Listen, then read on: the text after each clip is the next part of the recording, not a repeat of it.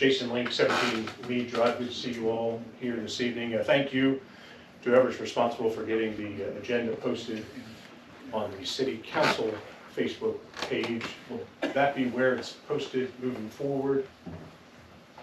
That's the intention, yes. Okay, it had been on the City of Chillicothe Facebook page, so I was just trying to clarify. Just so you know, we're working on the Facebook page for City Council, Sure. and I'm working with the administration to get all that taken care of. Just so it's clear We'll let you know. where to find that. So I wanted just to ask if City Council received any financial rationale from the mayor's office about the 0.2% renewal tax increase. Yes, we did. Okay. Yeah. And I can send some of that to you. I'll get your email after this. Well, you should have my email. I've sent you an email, so that would be Okay. helpful. I've requested that information because I think it would probably be helpful information, not just for me, but for anybody else who's interested in paying taxes here in the city. So I appreciate that. And I'll be interested to see exactly how you go about handling the legislation that's there in front of you. If I understood you correctly, we're going to take the February language out, put November language in, take away the emergency language, right? So we're still of the mind that the city is in need of that money to be able to do the things that the city needs to do. Yes. Well, so if that's the path we're taking, then it really raises concern about $50,000 for the Humane Society. I hear some other expenditures for some other organizations. I like the Humane Society. I like disc golf that was approved last meeting. It just seems a little incongruent to me that we have money that we can give away to worthy or unnecessary, depending on how you might look at it, but we're going to continue to ask the taxpayers for more money. Hopefully that makes sense what I'm saying. If we've got money to give away to the Humane Society, but we're going to need to continue to ask for more money from the taxpayers. That just seems a little incongruent to me. I would strongly recommend that this board vote down the item about the tax increase. You certainly have the ability to do that. Don't even have to send it to the taxpayers. But this board has the ability to do that, and that's my recommendation to you.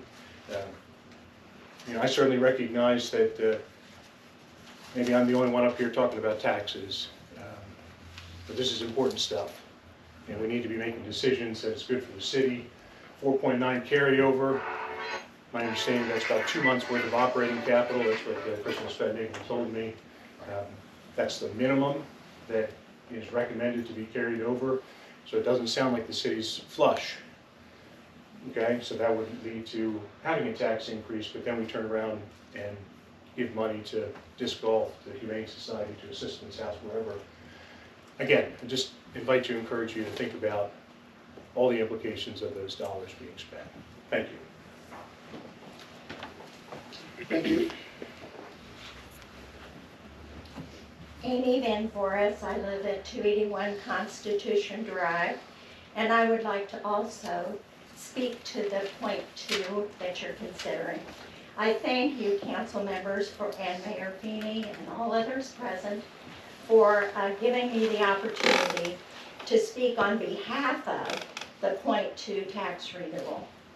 The funds that are received from this tax are placed and earmarked in a category all by itself and solely used for the city's streets and road improvements.